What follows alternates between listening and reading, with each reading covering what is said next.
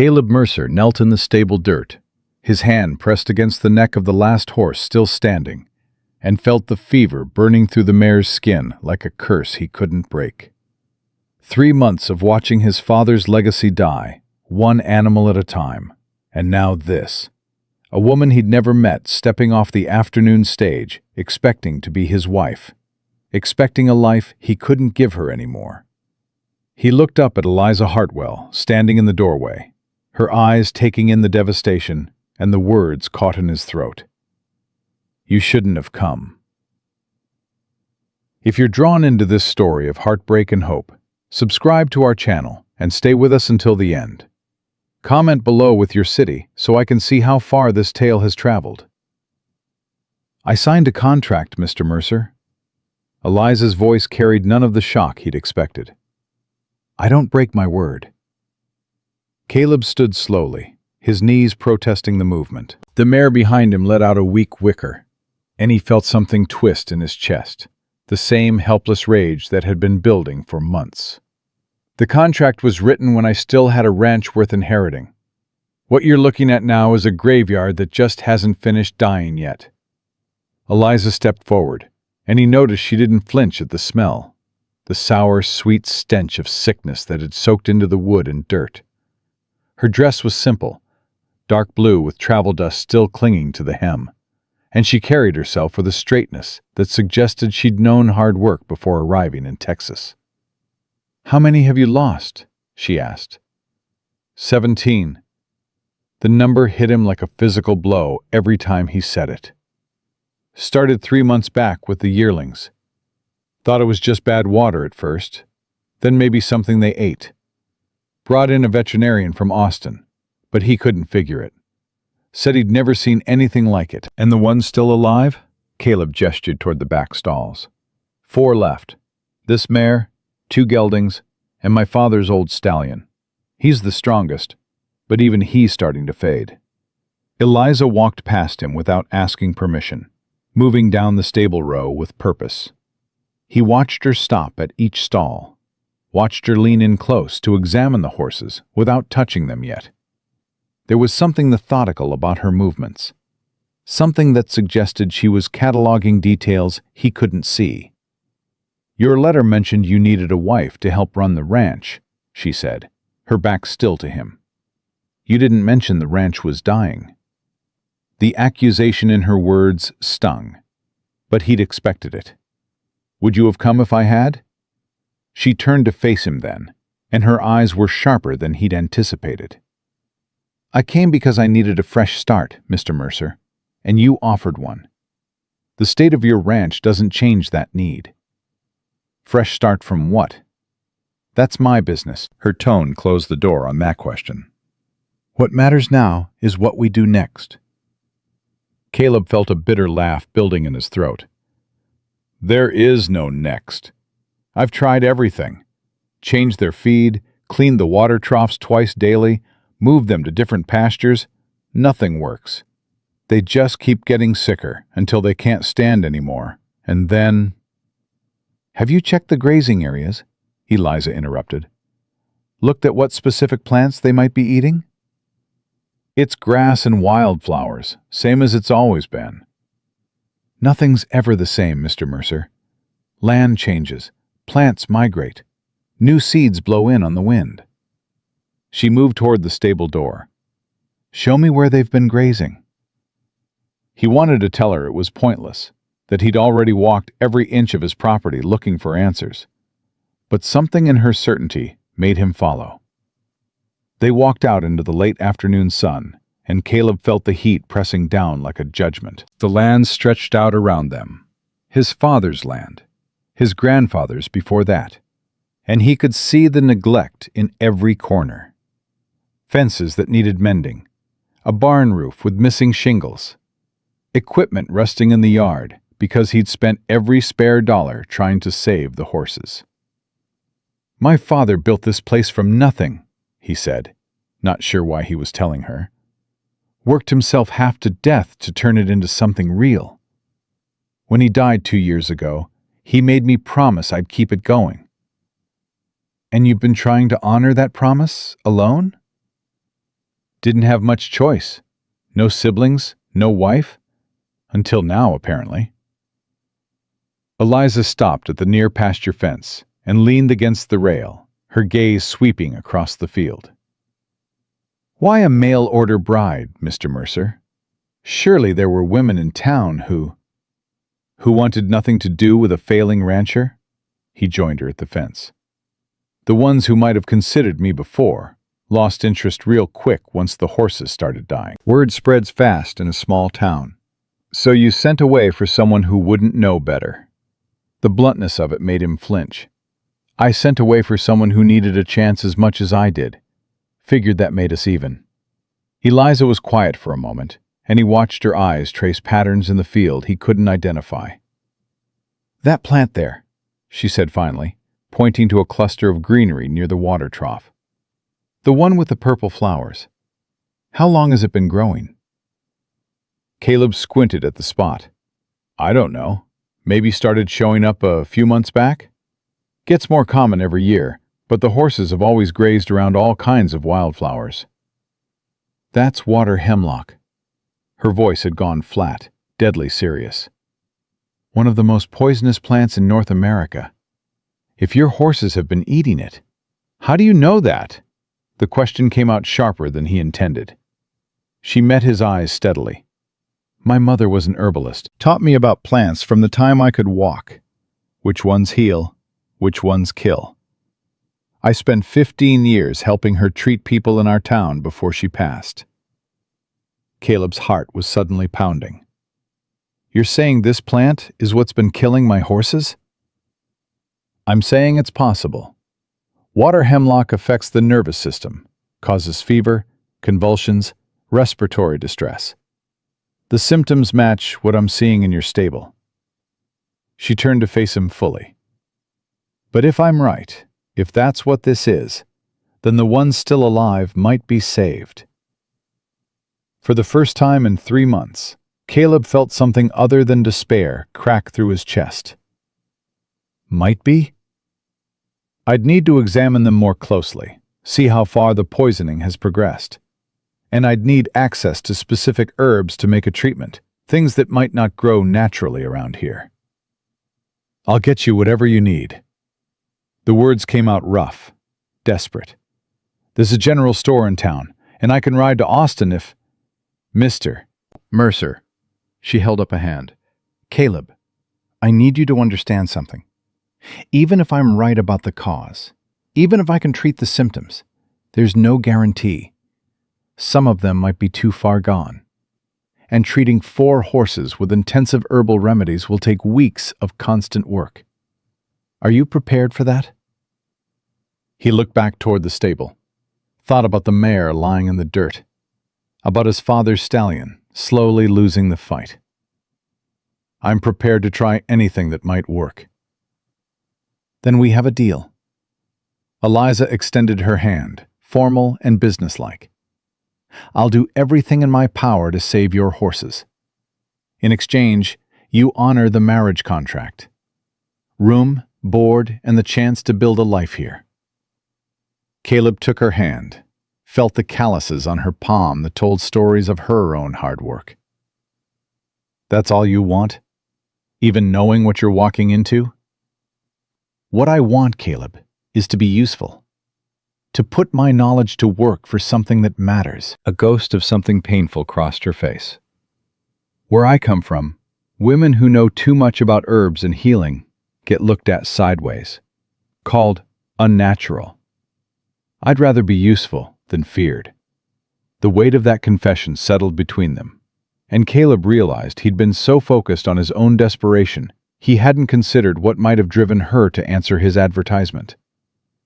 Well, you won't be feared here. Might be worshipped like a saint if you can pull this off, though.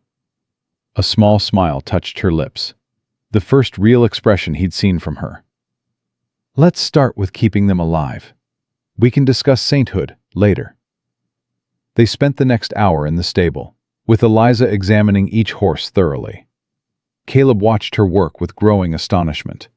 She checked their eyes, their gums, listened to their breathing, felt along their bodies with hands that seemed to know exactly what they were looking for. The horses, sick as they were, responded to her touch with a calmness he hadn't seen in weeks.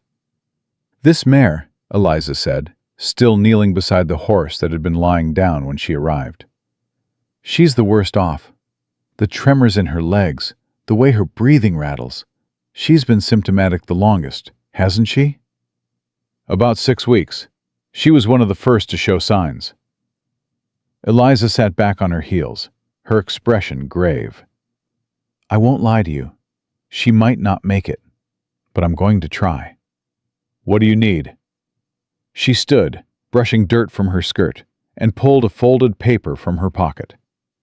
"I made a list on the train, things I thought might be useful on a ranch. Now I know they're essential." She handed him the paper. Milk thistle for liver protection, activated charcoal to absorb toxins, valerian root to calm the nervous system, hawthorn for heart support. There's more, but that's the immediate priority. Caleb scanned the list, his hope dimming slightly. "Some of these I've never heard of. The general store might not. Then we'll make do with what we can get, and improvise the rest. I saw wild chamomile growing along your fence line, and there's yarrow in the far field. Not ideal, but they'll help."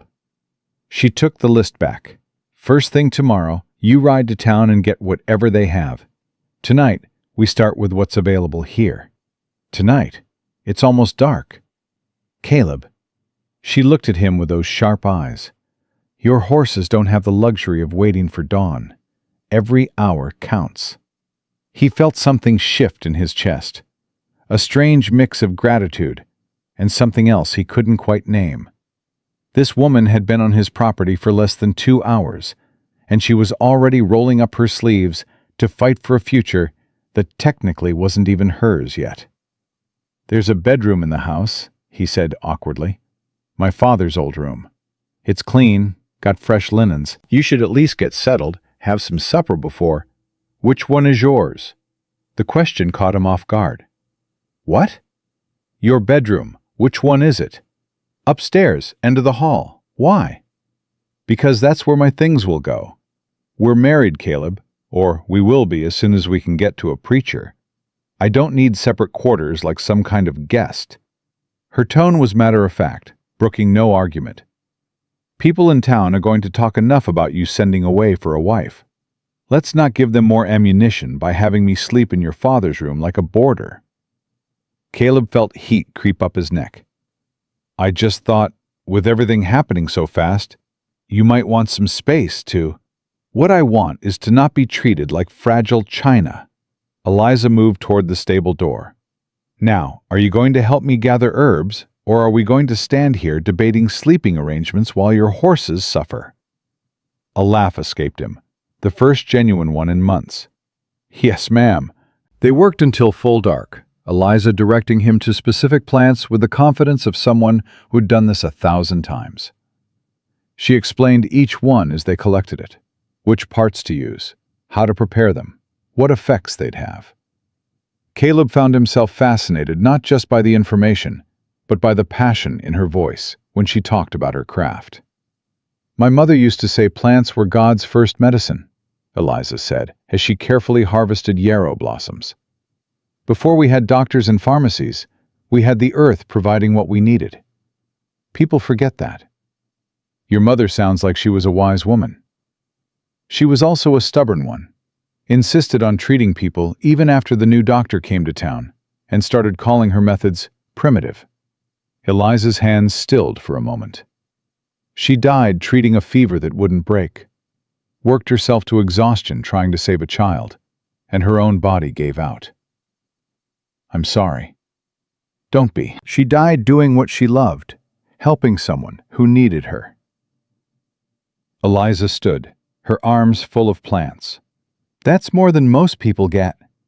Back in the stable, she laid out her harvest on a clean board and began sorting stems from flowers, roots from leaves, working with practiced efficiency. Caleb brought water from the well and watched as she crushed certain herbs, steeped others, mixed concoctions that smelled bitter and earthy. "The mare first," she said. If the treatment works on her, we'll know we're on the right track. Getting the mixture into the horse's mouth was a challenge. The mare fought weakly, her head tossing, but Eliza spoke to her in low, soothing tones that gradually calmed the animal enough to swallow. Caleb held the horse steady, marveling at how Eliza seemed to know exactly how much pressure to apply, when to push, and when to pause. There. Eliza sat back, wiping her forehead with her sleeve. Now we wait and see how she responds. We'll need to give her another dose in 4 hours. 4 hours? That's past midnight. Then I'll sleep for a few hours and come back down. You should do the same. You look exhausted. Caleb shook his head. I'll stay with her. You take the first rest shift. Eliza studied him for a long moment. You really love these horses. They're all I have left of my father. He picked out every breeding pair, trained them himself, treated them like family. Caleb stroked the mare's neck gently. Losing them feels like losing him all over again. Then we won't lose them. Eliza's voice carried absolute conviction. Not if I have anything to say about it. She left him then, heading toward the house, and Caleb settled in beside the mare with a lantern for company. The stable creaked around him in the night wind, familiar sounds that had once meant comfort, but lately only reminded him of everything falling apart. He thought about Eliza's hands mixing herbs, her calm certainty in the face of his desperation. The way she'd insisted on sharing his room, like being his wife, was already a settled fact. The mare's breathing seemed slightly easier, or maybe he was imagining it, hoping too hard for a miracle that might not come. At midnight, Eliza returned without him having to wake her, carrying a fresh batch of medicine and a plate of bread and cheese. You need to eat, she said, handing him the plate. So do you. I ate upstairs. Now eat, or I'll stand here and watch until you do. He ate, and they administered the second dose together. This time the mare took it more easily, as if some part of her understood they were trying to help. Tell me about your father, Eliza said as they worked. What kind of man builds a ranch like this from nothing? So Caleb talked, surprised at how easily the words came. He told her about his father's stubborn pride, his refusal to ever give up on anything he started, the way he'd taught Caleb to gentle horses with patience instead of force. He talked until his voice grew hoarse, and Eliza listened without interrupting, asking questions that showed she was genuinely interested. He would have liked you, Caleb said finally. My father. He respected people who weren't afraid of hard work. I'm not afraid of work. I'm afraid of being useless. Eliza checked the mare's pulse at her neck. My whole life, I've known how to fix things, how to help people. But where I come from, that knowledge made me different in ways folks didn't like. Coming here, answering your advertisement, it was a chance to use what I know without being judged for it. You'll never be judged for helping here. I can promise you that. She met his eyes in the lamplight. Can you promise we'll be partners? Real partners, not just a rancher and the wife he bought to cook and clean? The directness of the question deserved an honest answer. I can promise I'll try. I'm not used to sharing decisions, and I'm probably going to be stubborn about things I shouldn't be. But yeah, I want a partner. Someone who has a stake in this place, not just someone who lives here. Good. Eliza stood, brushing off her skirt. Then we're agreed. Now get some sleep. I'll watch her until dawn. We could take turns, Caleb. Her hand on his shoulder was firm. You're running on fumes. I can see it in your eyes. Sleep for 3 hours, then come relieve me. We both need to be sharp for what's coming.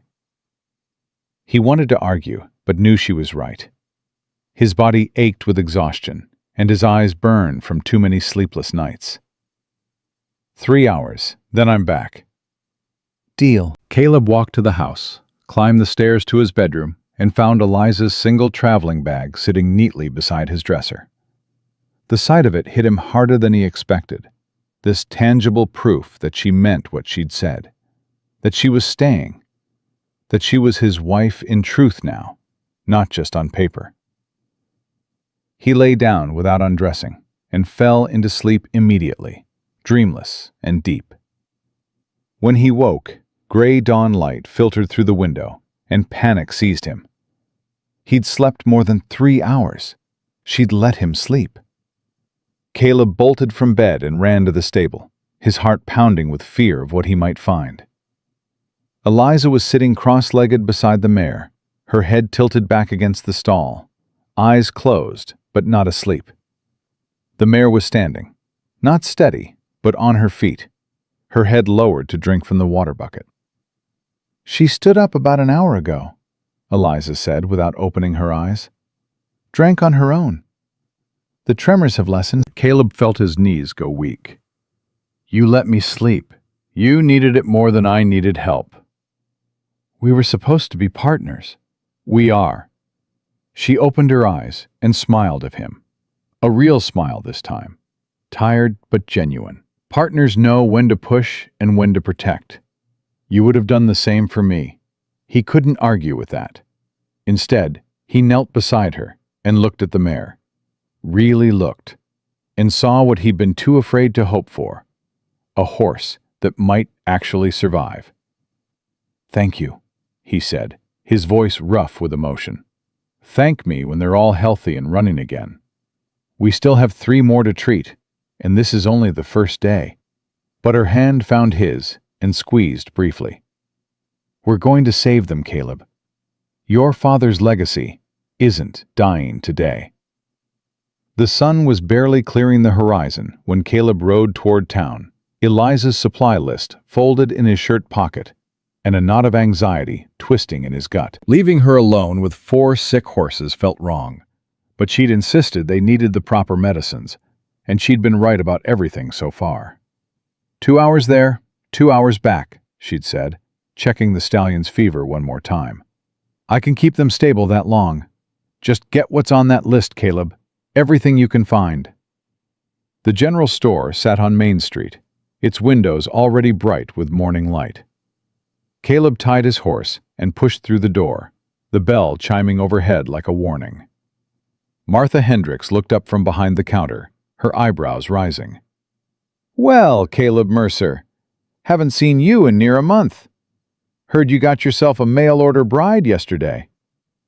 He'd known the gossip would spread, but the speed still caught him off guard. "News travels fast." "In a town this size? Faster than wildfire." Martha leaned forward, her eyes sharp with curiosity. Is it true she came all the way from Pennsylvania? What kind of woman answers an advertisement like that? "The kind who's trying to save my horses right now." Caleb pulled out the list. "I need these items, whatever you have in stock." Martha took the paper, her expression shifting from nosy to confused as she read. "Milk thistle? Activated charcoal? Caleb, these aren't ranch supplies. What's she doing with—" "She's an herbalist. She thinks she knows what's been killing the horses." "An herbalist?" Martha's voice dropped to something between concern and suspicion. "You let some stranger start dosing your animals with who knows what herbs and potions?" "She's not a stranger. She's my wife." The words felt strange on his tongue, but also surprisingly right. "And she saved my mare last night. The mare was dying, Martha. Now she's standing and drinking on her own." "One night doesn't prove anything." Could just be a temporary rally before. Martha stopped herself, but the damage was done. "I'm just saying, be careful.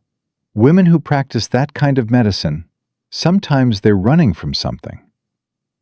Caleb felt anger flare hot in his chest.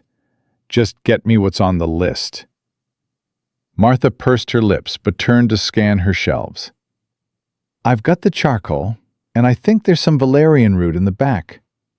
The rest of this, though, you'll need to try the apothecary 2 streets over."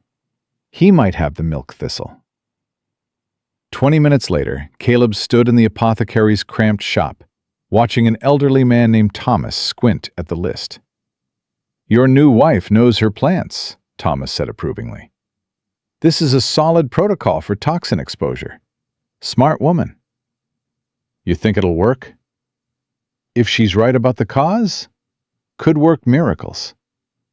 Thomas began gathering bottles and packets. "I heard about your horses. Tragic business. Lost my own mare to colic last year, so I know what you're going through." Caleb felt some of the tension ease from his shoulders. At least one person in town wasn't treating Eliza's methods like witchcraft. "She thinks it's water hemlock poisoning." Thomas's hands stilled. Water hemlock? That would explain the symptoms. Nasty stuff. Kills livestock every year, but folks don't always recognize it. He resumed packing the supplies. "Your wife studied with someone?" "Her mother. 15 years of learning before she passed." "Then you're in good hands. Knowledge like that doesn't come from books alone. It comes from experience, from seeing what works and what doesn't." Thomas tied the package with string.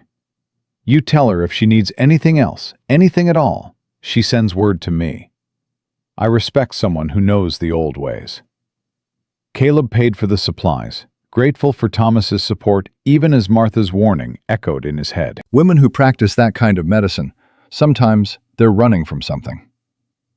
The ride back felt longer than it should have. Caleb pushed his horse harder than wise, dust kicking up behind them, his mind spinning through possibilities he didn't want to consider. What if Martha was right? What if Eliza was running? But running from what?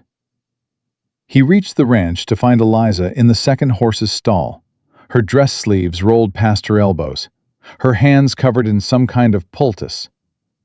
The gelding stood with his head lowered, and she was singing to him, a low, melodic tune in a language Caleb didn't recognize. "You're back early," she said, without turning around. "Good.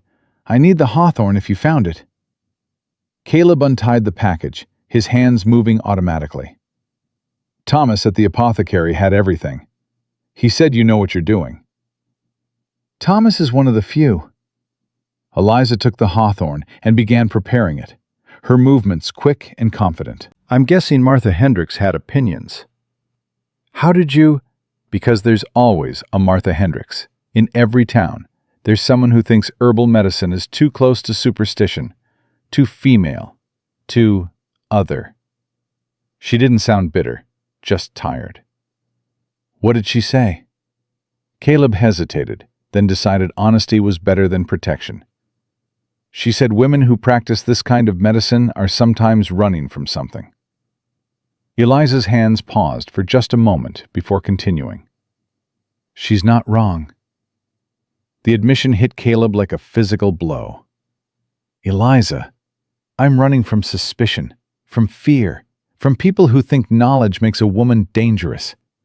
She turned to face him, her eyes fierce. "My mother died because she exhausted herself helping others, and the town repaid her by whispering that she'd been practicing dark arts.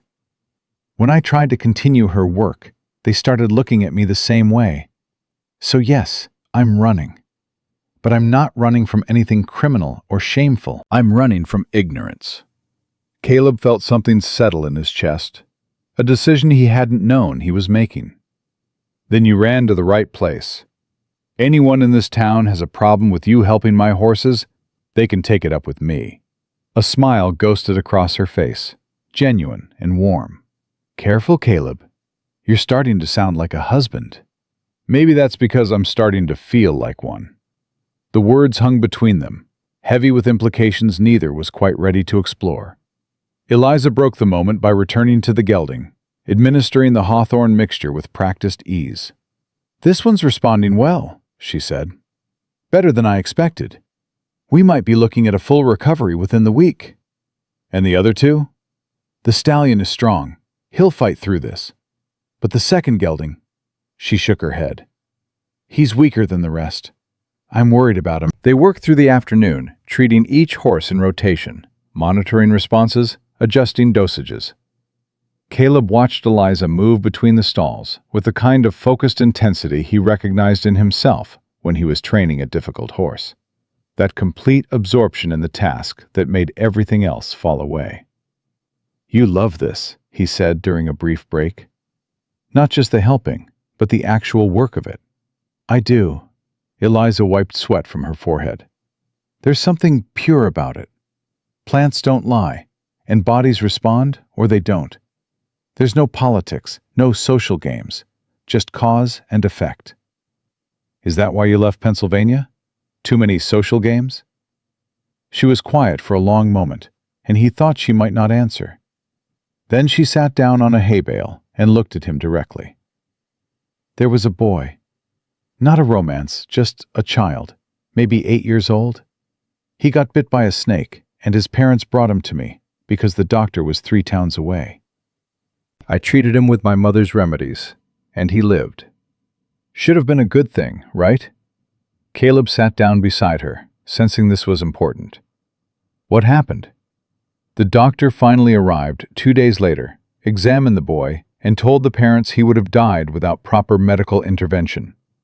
Never mind that he wasn't there to provide that intervention. Never mind that the boy was already recovering by the time he showed up. Her voice hardened. "He told them I'd gotten lucky, that next time my folk remedies might kill someone." The parents believed him, paid him for doing nothing, and looked at me like I was some kind of charlatan. "That's why you left?" "That was the last straw.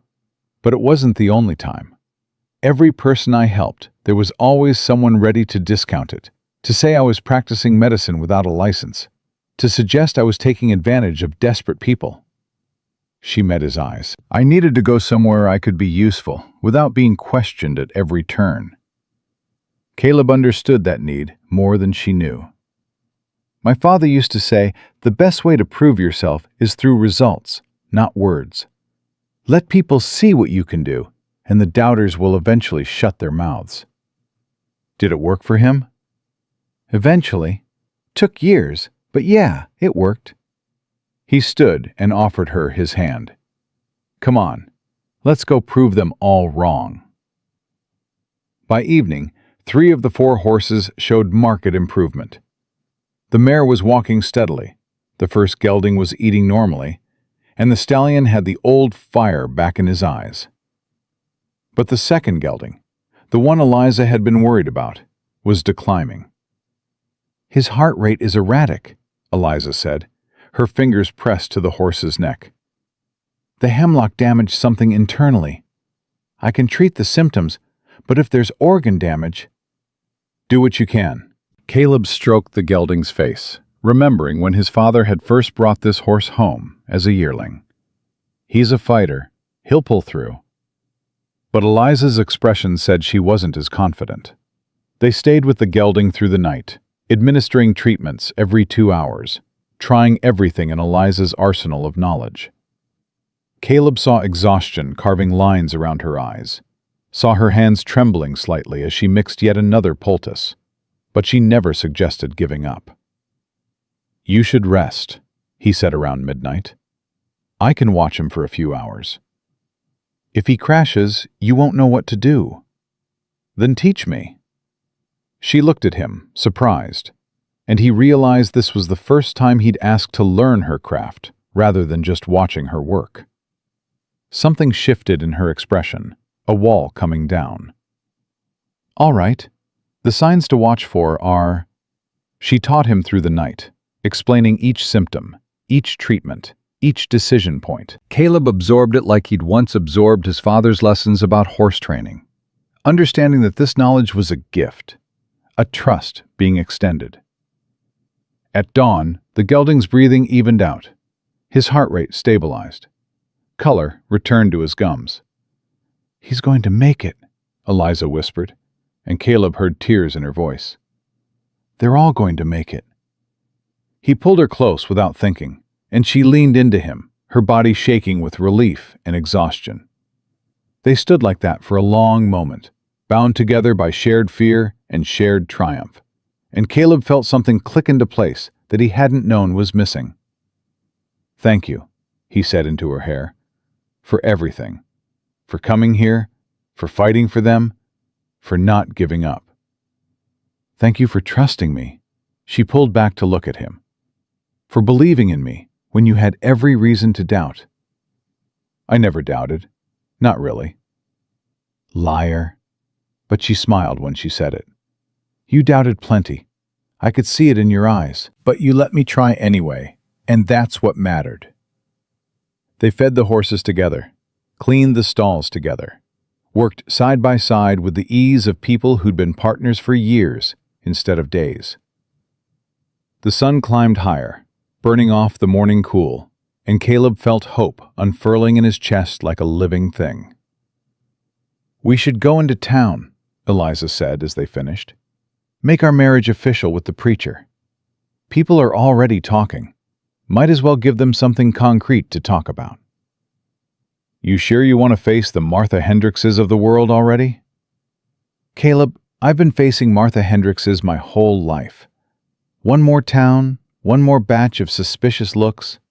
I can handle it. She squared her shoulders. Besides, I want it done. I want to be your wife-in-law, as well as in fact. Something warm spread through Caleb's chest at her words. Then let's go make it official. They cleaned up as best they could, changed into their better clothes, and rode into town together. The preacher, Reverend Davies, was a practical man who'd known Caleb's father and didn't ask unnecessary questions. He performed the ceremony in his small church, with his wife and the church secretary as witnesses. Do you, Caleb Mercer, take this woman as your lawfully wedded wife? I do. The words came easily, felt right. And do you, Eliza Hartwell, take this man as your lawfully wedded husband? I do. Her voice was steady, certain. Then by the power vested in me, I pronounce you husband and wife. Caleb kissed her, a brief press of lips that sent heat racing through his veins. When they pulled apart, Eliza's cheeks were flushed, and he knew his were too. Walking out of the church as a married couple felt surreal. The town square bustled with afternoon activity, and Caleb saw heads turning, saw people whispering. Martha Hendricks stood outside her store, her expression sour. But Thomas the apothecary waved from across the street, genuine pleasure on his face. Ignore them, Eliza murmured. They'll come around, or they won't. Either way, we have work to do.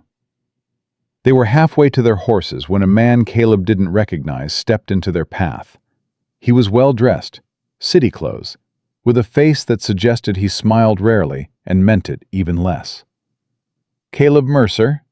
The man's voice was clipped, professional. That's me. I'm Harold Winters, representing the First Bank of Austin. I'm here about your outstanding loan. Caleb's stomach dropped. He'd been so focused on the horses, he'd forgotten about the money he'd borrowed 3 months ago to pay the veterinarian and buy medicine that hadn't worked. I'm aware of the loan. Payment isn't due for another 2 weeks. Actually, Mr. Mercer, there's a clause in your contract about maintaining the value of the collateral. The bank has received reports that your livestock, the collateral in question, has been decimated by disease. That triggers our right to demand immediate payment. The world tilted. Caleb had read that contract a dozen times and never noticed that clause. Immediate payment? I don't have that kind of cash on hand. The horses are recovering. They'll be worth... I'm afraid the bank can't operate on will be, Mr. Mercer. We need payment within 72 hours or we'll be forced to foreclose on the property. Eliza's hand found Caleb's, squeezing tight. How much? Winters consulted a paper. $800 plus accumulated interest. Total of $912. It might as well have been $9 million. Caleb didn't have a tenth of that. Not with 3 months of losses and medical expenses. His mind raced through options and found nothing. Sell the recovering horses? They weren't healthy enough yet, and wouldn't fetch a quarter of what he needed. Borrow from neighbors? They had their own struggles. There has to be another option, Eliza said. Some kind of extension or... I'm afraid not, Mrs. Mercer. Banking regulations are quite clear. Winters pocketed his paper. 72 hours. Good day. He walked away, leaving Caleb and Eliza standing in the street like they'd been struck by lightning. 72 hours, Caleb said numbly. 3 days to save the ranch, or we lose everything. Eliza's grip on his hand tightened. Then we have 3 days to figure something out. The horses are recovering. That's worth something. We can find buyers. We can... Nobody's going to pay full value for horses that were sick 3 days ago. They'll lowball us, wait for the foreclosure, buy the whole ranch for pennies.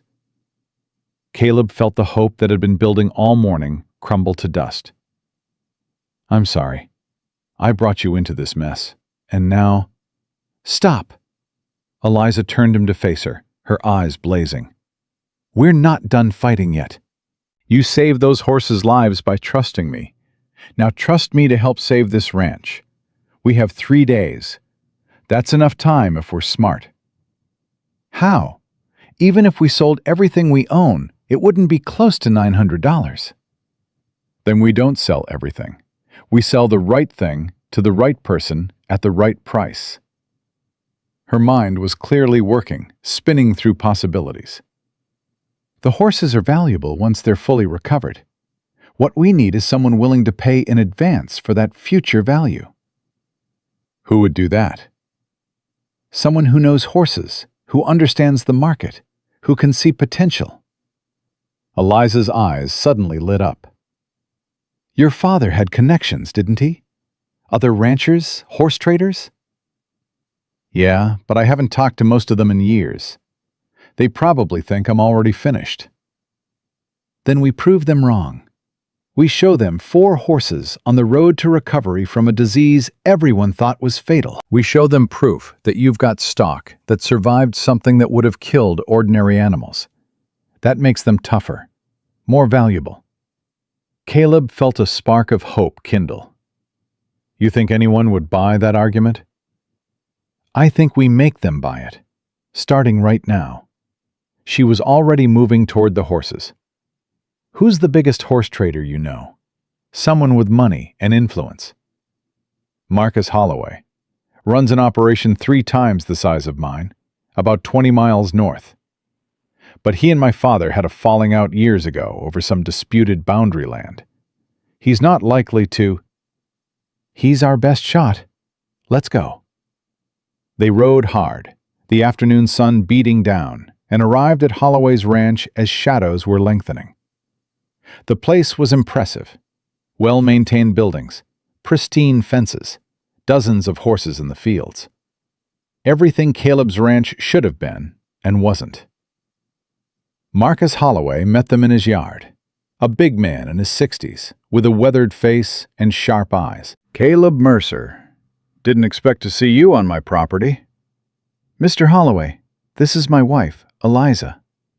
Holloway's gaze shifted to Eliza, assessing. Heard you took a mail-order bride. Also heard your ranch is about to go under. News travels fast, Caleb said tightly. Always does, Holloway crossed his arms. What do you want, boy? I'm a busy man. Eliza stepped forward before Caleb could speak. We want to sell you 4 horses. Prime breeding stock, fully trained, with bloodlines going back to some of the finest thoroughbreds in Texas. I heard those horses were dead, or dying. They were dying. Now they're recovering. Because I cured them. Holloway's eyebrows rose. You cured them? How? Water hemlock poisoning. I identified it, treated it with a combination of herbal remedies that neutralized the toxins and supported organ function. The horses will be fully recovered within 2 weeks, and they'll be stronger for having survived. That's quite a claim, Mrs. Mercer. It's not a claim, it's a fact. Come see for yourself. Holloway studied her for a long moment, then nodded slowly. All right, show me. They rode back to Caleb's ranch together, Holloway silent and watchful. When they reached the stable, Eliza led him through each stall, explaining the symptoms, the treatment, the prognosis. Caleb watched Holloway's expression shift from skepticism to grudging interest. "This mare was near death 3 days ago?" Holloway asked, running his hands over the animal's legs, checking her responses.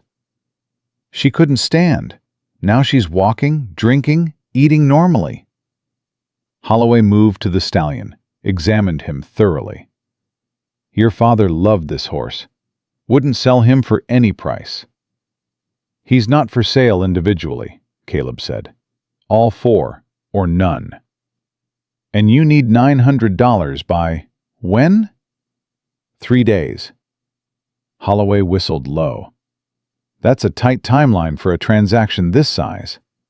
He looked at the horses again, then at Eliza, then at Caleb. "Your father and I had our disagreements, but I respected him.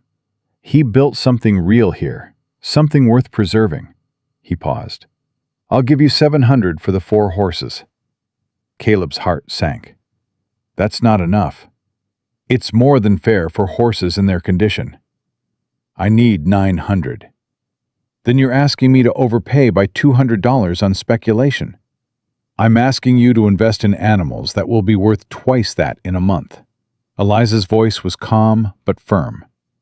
"You know horses, Mr. Holloway. You can see they're recovering. And you know Caleb's father bred the best stock in 3 counties. These animals have that same bloodline. They're worth the investment." Holloway chewed on that, his eyes moving between Eliza and Caleb. Finally, he said, "I'll give you $800. That's my final offer." $850, Eliza countered. "And you can take delivery in 2 weeks when they're fully recovered." $850, and I take delivery now. I have facilities to finish their treatment."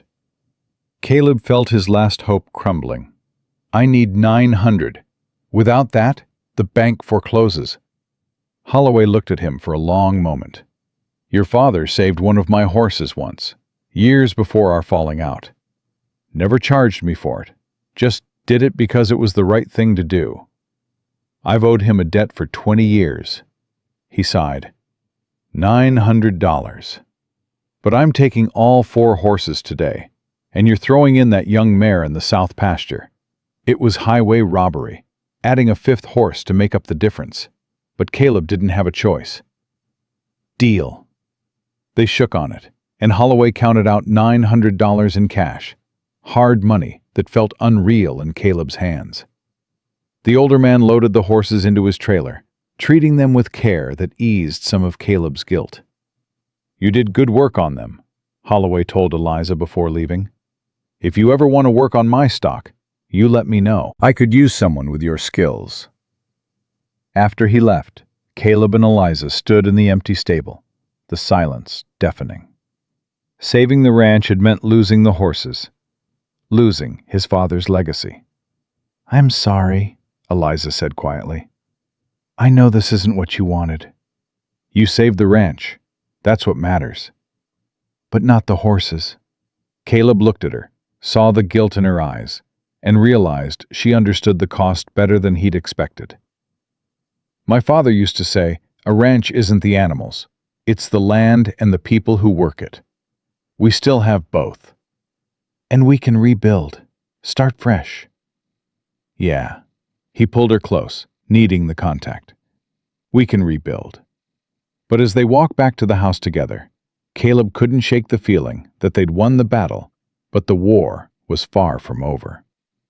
The next morning, Caleb woke to find Eliza already gone from their bed. He found her in the empty stable, standing in the stall where the mare had been, her hand pressed flat against the wood. "I keep thinking I can still hear them," she said without turning around. "The sounds they made. The way the stallion would whinny when he heard your voice." Caleb stepped up behind her, close enough to feel her warmth. "We did the right thing." "I know. Doesn't make it hurt less." "No, it doesn't." She turned to face him, and he saw determination hardening her features. "So we start over. Today. Right now. We clear that water hemlock from the pastures, fix the fences, get this place ready for new stock. We rebuild better than before. With what money? We spent every cent paying off the bank. Then we get creative. Eliza moved past him toward the house. I can treat animals for other ranchers, charge for my services. You can train horses for people who don't have the skill. We have knowledge, Caleb. That's worth something. He followed her inside, watched her pull out paper and start making lists, with the same focused intensity she'd brought to saving the horses. You really think people will pay for herbal treatments? After what Martha Hendricks said? Martha Hendricks doesn't own every opinion in this county. Thomas the apothecary believed in me. Holloway offered me work. There are others who will see the value. She looked up at him. But we have to be smart about it. Start small. Build a reputation. Prove it works. Before Caleb could respond, someone knocked hard on the front door. He opened it to find a young man he recognized from town, breathing hard like he'd been running. Mr. Mercer, I'm sorry to bother you, but my father sent me. He's got a colt that's been colicking for 2 days, and the veterinarian can't figure it out.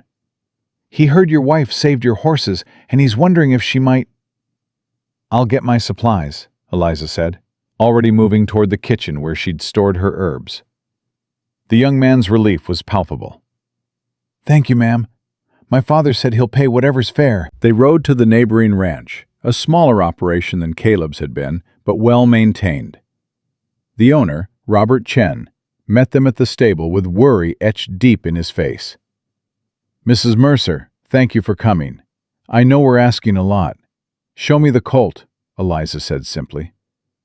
The animal was in clear distress, lying on its side, breathing shallow and rapid. Eliza knelt beside it, her hands moving with practiced efficiency, checking pulse, examining eyes and gums, listening to the abdomen. How long since he last passed manure? She asked. Almost 24 hours, Robert said. And the veterinarian tried what? Mineral oil, walking him, massage. Nothing worked. Eliza sat back on her heels, thinking. I need hot water, clean cloths, and a quiet space to prepare some medicines. This is going to take several hours. Robert nodded eagerly.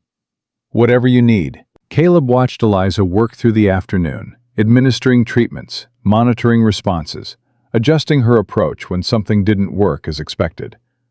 She moved with absolute confidence, and gradually the colt began to improve.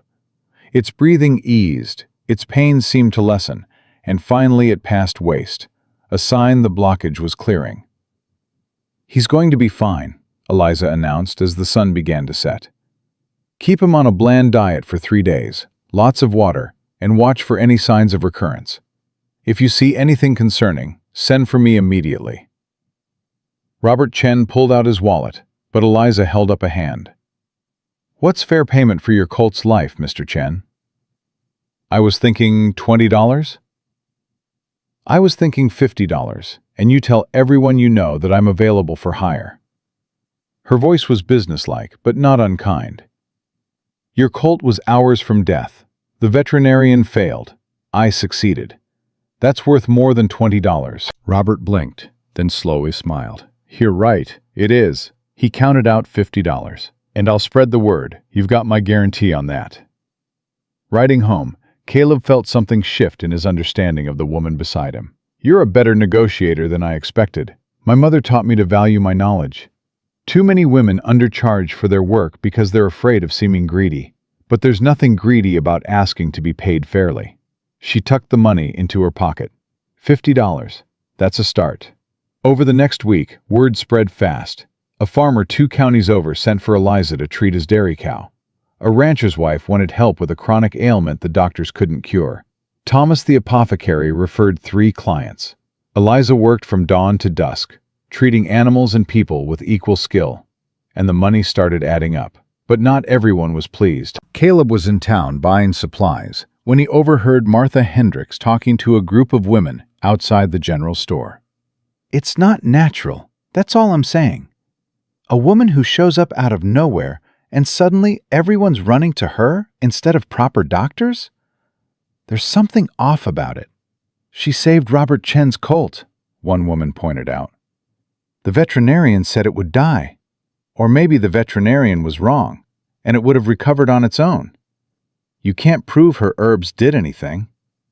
Caleb felt anger surge, but before he could intervene, another voice cut through the conversation. I can prove it. Thomas the apothecary stepped out of his shop. I've been tracking Mrs. Mercer's treatments, keeping records of symptoms, interventions, and outcomes. Her success rate is remarkable. Better than most trained physicians I've known. Martha's face reddened. You're encouraging this? A man of your education? I'm encouraging results, Martha. Something you might try instead of spreading gossip. Thomas's tone was sharp. Mrs. Mercer has helped more people in 1 week than you have in your entire life. If that makes you uncomfortable, perhaps you should examine why. The women scattered, embarrassed, and Thomas caught Caleb's eye with a small nod before returning to his shop. Caleb finished his shopping, but Martha's words gnawed at him. There's something off about it. That night he found Eliza at the kitchen table, exhausted, counting the week's earnings. We made $130, she said, wonder in her voice. In 1 week. That's good, Caleb sat across from her. But I heard Martha Hendricks today, spreading doubt about your work. Eliza's hands stilled. What did she say? That people are running to you instead of proper doctors. That there's something unnatural about it. There's nothing unnatural about knowledge and hard work. But her voice carried a thread of old hurt. This is how it always starts.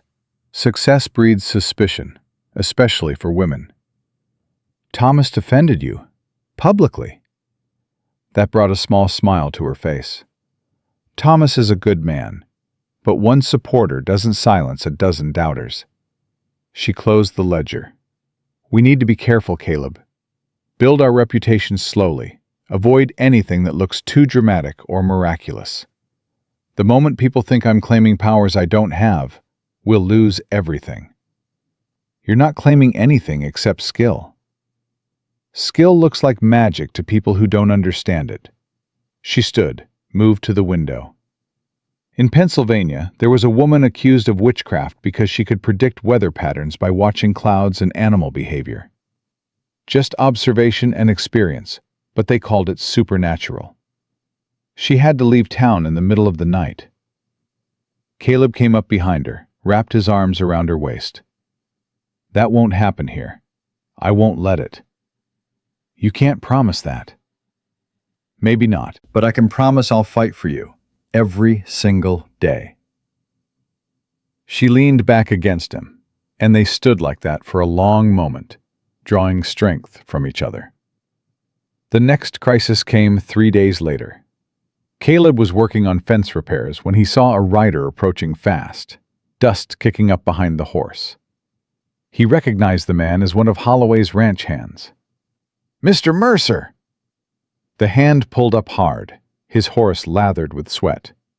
Mr. Holloway sent me. It's your horses, the ones he bought. They're sick, again. Caleb's stomach dropped. What kind of sick? Same symptoms as before. Fever, tremors, can't hardly stand. Mr. Holloway says if your wife sold him dying horses, there's going to be hell to pay. Eliza appeared from the house, already reaching for her supply bag. How long have they been symptomatic? Started yesterday, got worse overnight. That doesn't make sense. Eliza's face was pale but determined. They were completely recovered. I checked them myself before Holloway took them. Well, they ain't recovered now, and Mr. Holloway is saying you either fix them or he wants his money back. All $900. Caleb and Eliza rode to Holloway's ranch at a gallop, fear and confusion warring in Caleb's mind. If the horses were sick again, it meant either Eliza's treatment had failed or something else was wrong. Either way, they didn't have $900 to return. Holloway met them in his stable yard, his face thunderous. Your miracle cure didn't take, Mrs. Mercer. Those horses are dying, and I'm out $900 plus the cost of care. Let me see them, Eliza said, dismounting before her horse fully stopped. The 4 horses were in isolated stalls, and Caleb's heart sank at the sight. They looked exactly like they had weeks ago, fevered, trembling, struggling. The mare could barely lift her head. Eliza examined them quickly, her movements sharp with urgency. Then she stopped, her body going rigid. This isn't hemlock poisoning. What? Holloway stepped forward. You said... I said the first illness was hemlock. This is something different. She pointed to specific symptoms. See how the fever is localized? How the tremors are concentrated in the hindquarters. Hemlock affects the whole nervous system. This is targeted. Then what is it? Caleb asked. Eliza moved to the water troughs, examined the feed bins, inspected every corner of the stalls with increasing intensity. Finally, she pulled something from the bedding, a small cloth packet, partially dissolved. "What's that?" Holloway demanded. Eliza opened it carefully, sniffed the contents, and her face went hard as stone. Arsenic. Someone poisoned these horses deliberately. The word hung in the air like a guillotine blade. Arsenic? Holloway's voice was dangerous. You're saying someone on my ranch or someone who had access to your ranch? Eliza's mind was clearly racing. This wasn't accidental. Someone put these packets in the bedding, where the horses would step on them, break them open, release the poison gradually. Caleb felt sick. Who would do that? Someone who wants to discredit me. Someone who wants people to think my treatments don't work. Eliza met his eyes. Someone who's threatened by what I represent. Martha Hendricks, Caleb said immediately. No, Eliza shook her head. Martha talks, but this requires access to Holloway's property, knowledge of poisoning, and a willingness to harm animals. This is someone with more at stake. Holloway's face had gone purple with rage. I want to know who did this. I want them found and prosecuted. First, we save the horses, Eliza said firmly. Then we find who's responsible. Do you have activated charcoal? In the medical supplies. Get it, all of it. And I need fresh water, lots of it, and clean bedding immediately. If we move fast, we can flush most of the arsenic before it does permanent damage. They worked through the night, Eliza directing Holloway's hands, and Caleb in a desperate race against the poison. The treatment was different from hemlock, more aggressive, more invasive, pushing fluids through the horses' systems to dilute and eliminate the toxin. Will they make it? Holloway asked around midnight, his earlier anger replaced by genuine worry. If we caught it early enough, yes. Arsenic is nasty, but it's not as immediately fatal as hemlock, if you know what you're doing. Eliza administered another round of charcoal mixture. But someone tried to kill your horses to destroy my reputation. That's not going to stop here. What do you mean? Caleb asked. Whoever did this wanted 2 things: to make my cures look temporary and to cost us $900 we don't have. When this doesn't work, when the horses survive again, they'll try something else. Holloway's eyes narrowed. You have suspects? I have questions. Who knew you bought these specific horses? Who knew they'd been sick? Who has both the means and the motive to discredit an herbalist? The veterinarian, Caleb said suddenly. The one from Austin who couldn't cure them the first time. If word gets out that Eliza succeeded where he failed, it damages his reputation, costs him business. Eliza nodded slowly. That makes sense. Professional rivalry can be vicious. Then we set a trap, Holloway said, his voice carrying the weight of decision. We let word spread that the horses recovered again. We wait and see who comes sniffing around, looking for another chance to sabotage them. Over the next 2 days, the horses did recover, exactly as Eliza predicted. Holloway quietly spread word in town that his new stock was thriving, and Caleb watched carefully to see who showed unusual interest. The veterinarian, Dr. James Morrison, showed up at Holloway's ranch 3 days later, claiming he'd heard about the purchase and wanted to inspect the animals for any lingering effects of their previous illness. "Professional courtesy," Morrison said smoothly. "Just want to ensure they're truly healthy." Holloway let him in, but stationed hands to watch from hidden positions. Caleb and Eliza observed from the barn loft as Morrison examined the horses with exaggerated thoroughness. "They look good," Morrison admitted, his voice carrying clear frustration. "Whatever treatment was used, it seems to have worked." "My wife's an herbalist," Holloway said casually. "Brilliant woman. Saved these horses twice now." Morrison's jaw tightened almost imperceptibly. "Herbs. How quaint." Of course, without proper medical training, she can't really understand the complexities of equine physiology. "She understands it well enough to cure what you couldn't." The barb landed, and Caleb saw Morrison's face flush. "I'm sure it was simply a matter of timing. The horses were naturally recovering when she intervened. Correlation, not causation." "Is that what you tell yourself?" Eliza's voice rang out as she climbed down from the loft. "That your failures are just bad timing?" Morrison spun to face her, his expression shifting from surprise to barely concealed hostility. "Mrs. Mercer, I've heard quite a bit about you." "And I about you. Specifically, how you charged Mr. Mercer $100 for treatments that didn't work." "Medicine isn't an exact science. Sometimes, despite our best efforts." "But herbs are witchcraft. Is that what you were about to say?" Eliza moved closer. "Tell me, Dr. Morrison, do you know what arsenic does to horses? The specific symptoms? The timeline of poisoning?" Morrison's face went carefully blank. "Of course, it's basic toxicology."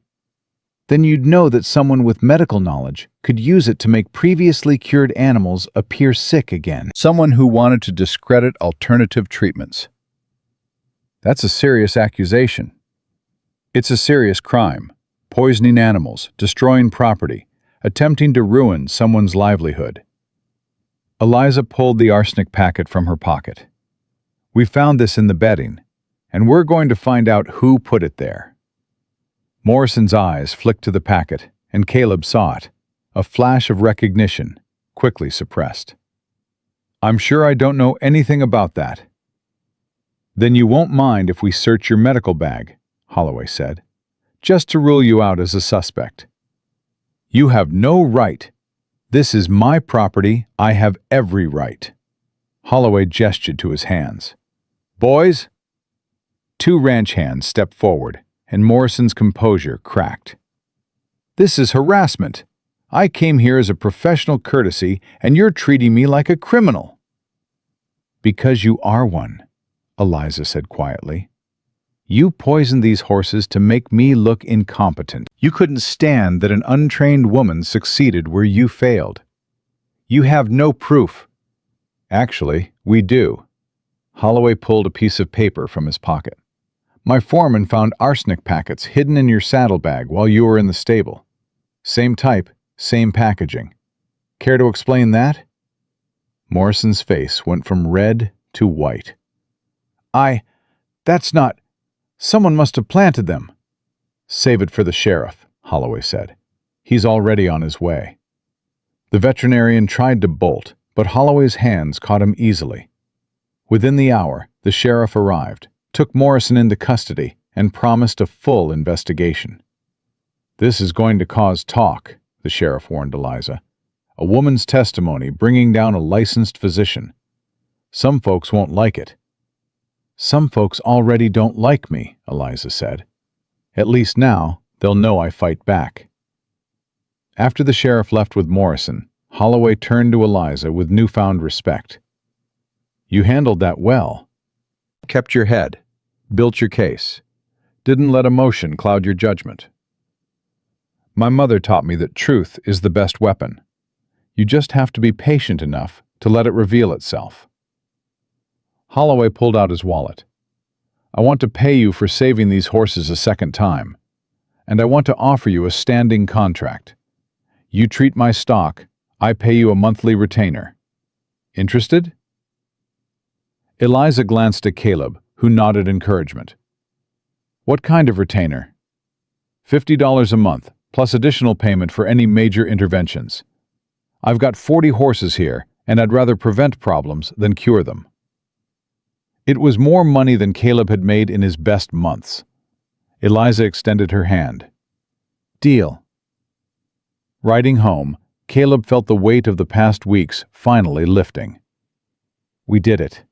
Saved the ranch, built a business, caught the person trying to destroy us." "For now," Eliza said, but she was smiling. "There'll be other challenges. Other people who don't believe, don't trust, don't want a woman succeeding where men failed. Let them come. We'll face them together." She reached over and took his hand, lacing their fingers together. Together. I like the sound of that. That night, lying in bed with Eliza curled against his side, Caleb thought about everything that had changed in just a few weeks.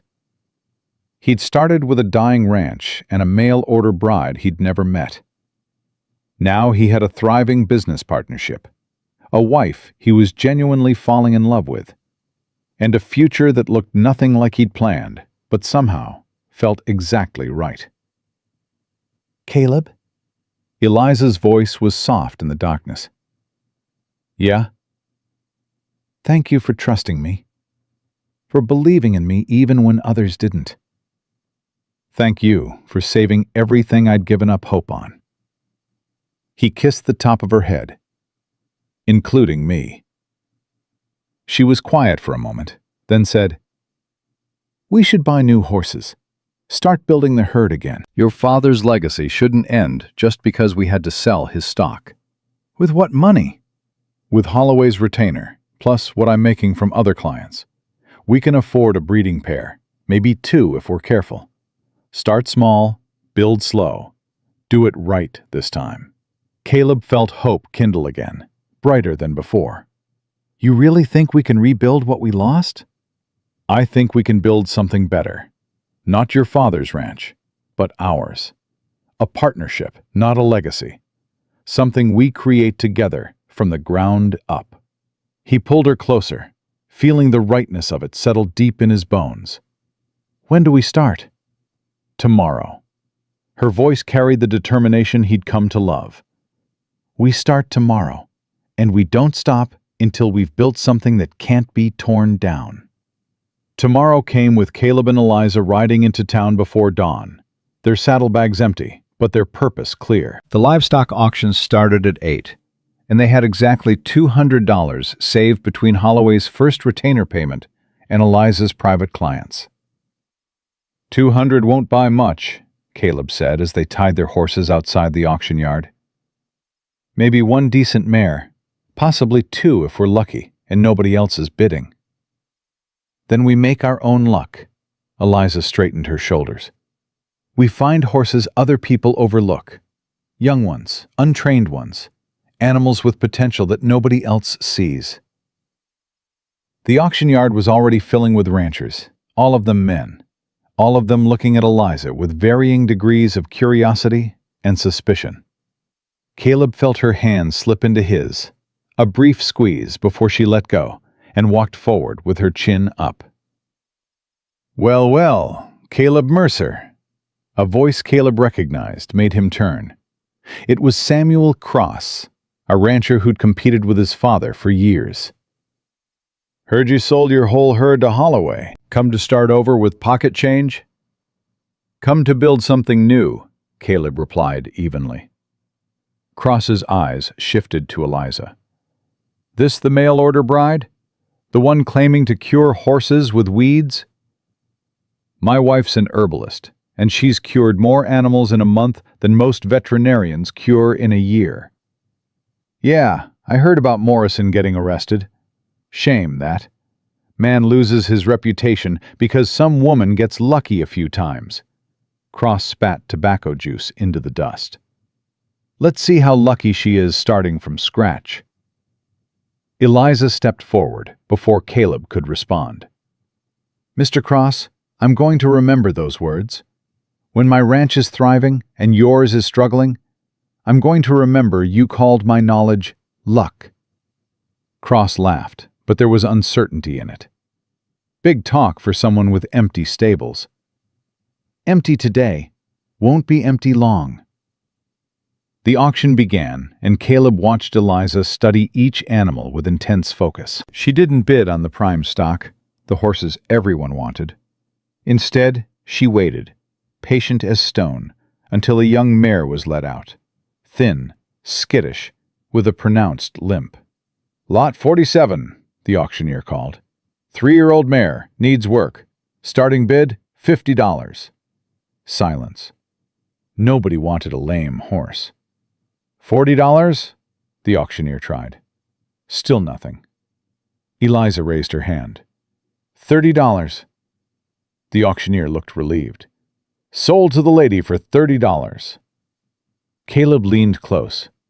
She's limping badly. What did you see? An abscess in her hoof. Painful but treatable. Under that limp is good bone structure, strong hindquarters, intelligent eyes. Give me a week and she'll be sound.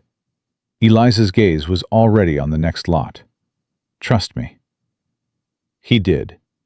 When a yearling colt came through, wild-eyed, unbroken, fighting the handler, Eliza bid $60 and won.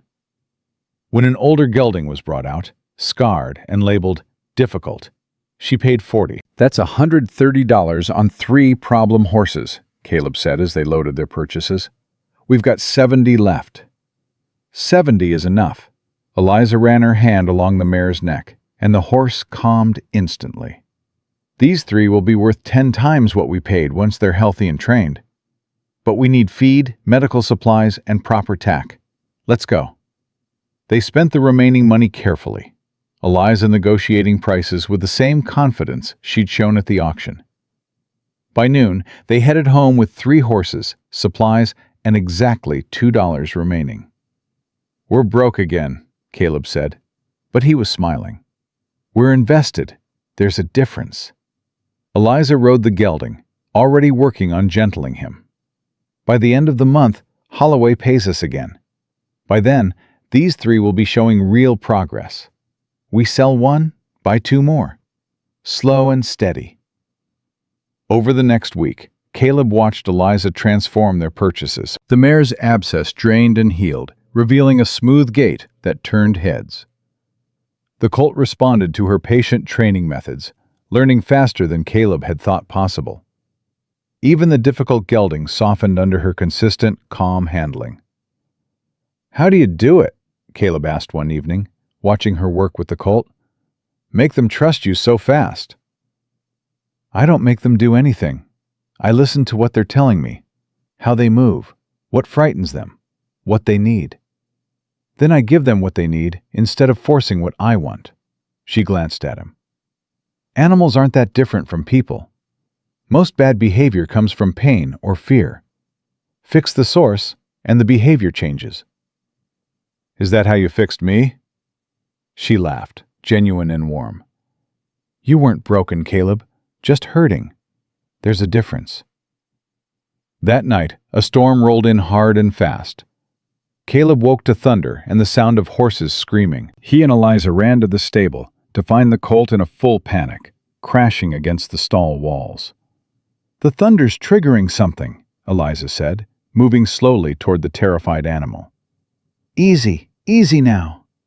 The colt reared, hooves flashing, and Caleb's heart stopped as one came within inches of Eliza's head. But she didn't flinch, didn't retreat. She kept talking, low and steady, until the colt's feet touched ground again. Someone hurt him during a storm, she said, still approaching inch by careful inch. That's why he was labeled wild. He's not wild, he's traumatized. Eliza, get out of there. He's going to hurt you. No, he's not. He's going to let me help him. Her hand finally touched the colt's neck. There you go. You're safe. Nothing here but the storm. And storms pass. They always pass. Caleb watched in amazement as the colt gradually calmed, his breathing slowing, his trembling easing. Eliza stayed with him through the entire storm. 3 hours of standing in that stall, talking and touching, until the thunder faded and dawn broke clear. "You could have been killed," Caleb said when she finally emerged. "But I wasn't. And now he knows someone will stay with him through the scary parts." She was exhausted, swaying on her feet. "That's how you build trust, Caleb. You stay when it's hard." He caught her as her knees buckled, lifted her despite her protests, and carried her to the house. "You need to rest. You've been working 18-hour days for weeks. The horses need you healthy. I can handle things for a few hours." He laid her on their bed. "Sleep, Eliza. That's an order from your husband." She was asleep before he finished the sentence. Caleb managed the morning chores alone, checking on each horse, providing feed and water. He was cleaning the mare's hooves when a wagon rolled into the yard. Robert Chen climbed down, followed by 2 other ranchers Caleb recognized. "Mr. Mercer, is your wife available?" "She's resting. Can I help you?" Chen exchanged glances with the others. "We've been talking, the 3 of us. We've all seen what she did, for my colt, for Holloway's horses, for the animals at the auction that nobody else wanted. We'd like to hire her, like Holloway did. Monthly retainer, in exchange for preventive care and emergency treatment." Caleb's chest tightened with pride. "She'll be glad to hear that. What are you offering?" $30 a month from each of us. We've got smaller operations than Holloway, but we pay our debts. $90 a month from these 3, $50 from Holloway. That was $140 of guaranteed income. More than Caleb had made in his best year with his father's horses. "I'll tell her when she wakes up. She'll want to discuss terms with you directly." When Eliza woke that afternoon, Caleb told her about the offer. She sat up slowly, processing. "They came here? All 3 of them?" "Word's spreading about what you can do.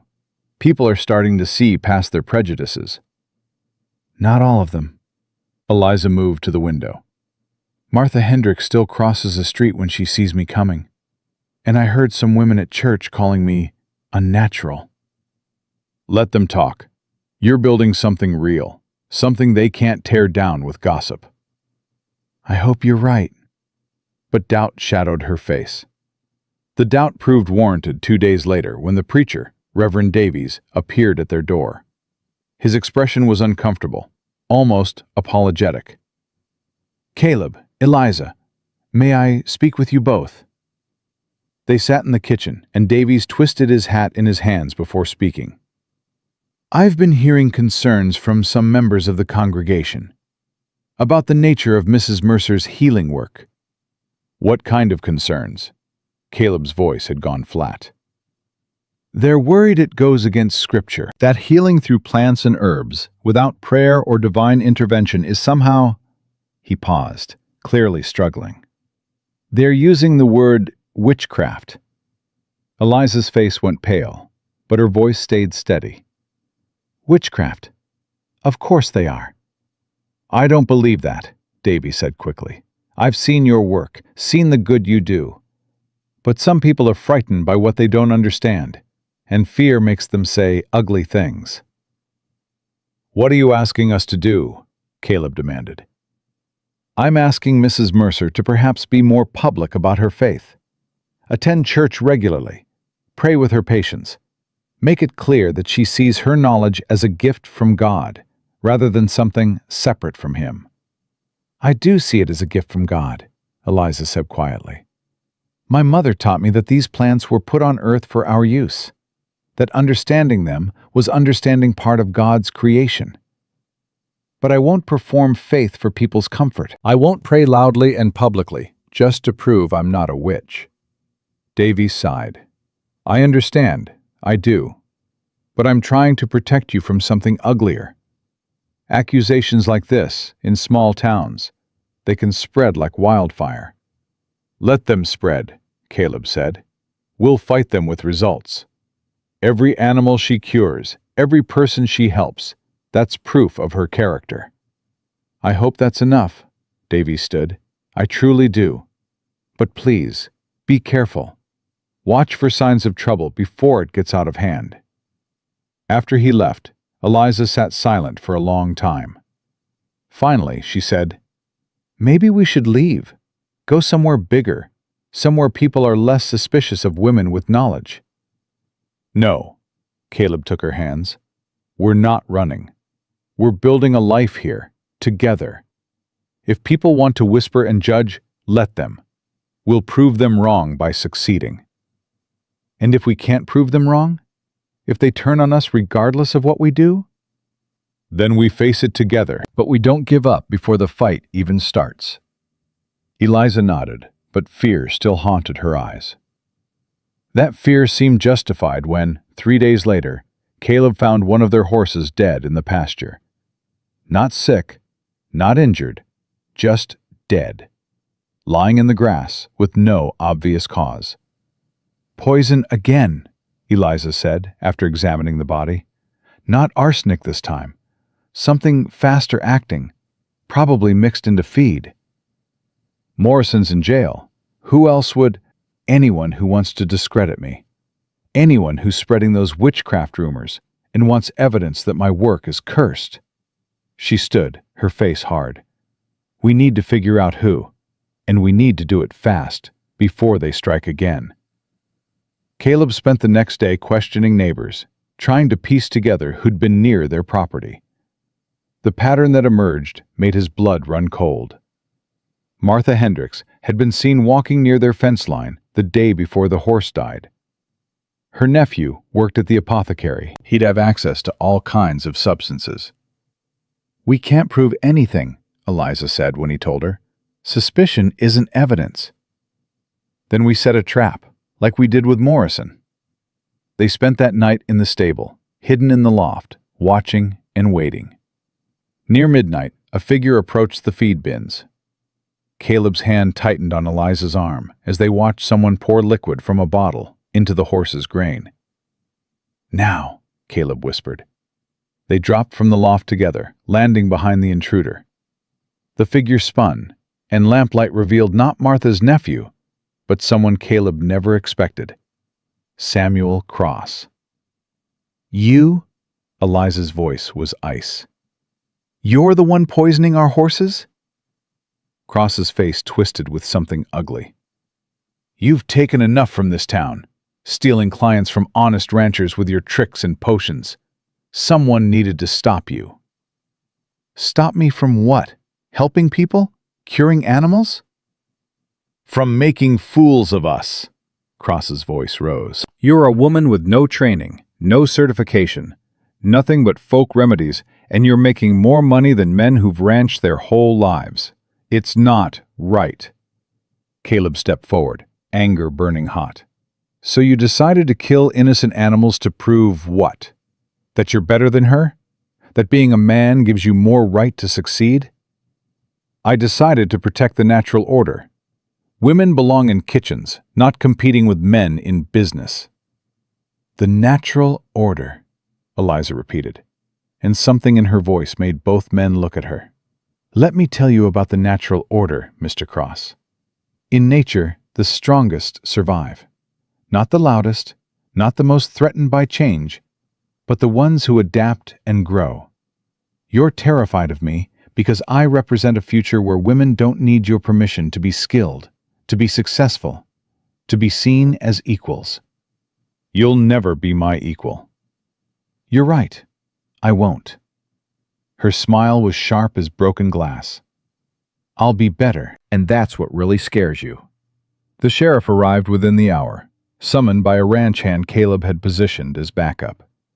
Cross was arrested, the poison confiscated as evidence, and word spread through town before sunrise.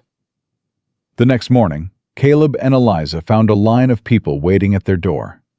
Not angry people with accusations, but ranchers and farmers and townspeople with sick animals and health problems they wanted Eliza to address. "Heard you caught the man poisoning your stock," one farmer said. Heard he did it because he was jealous of your success.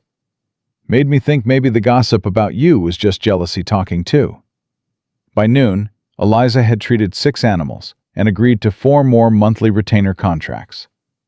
By evening, Martha Hendricks herself appeared at their door, her face a mix of shame and something that might have been respect. "Mrs. Mercer, I owe you an apology.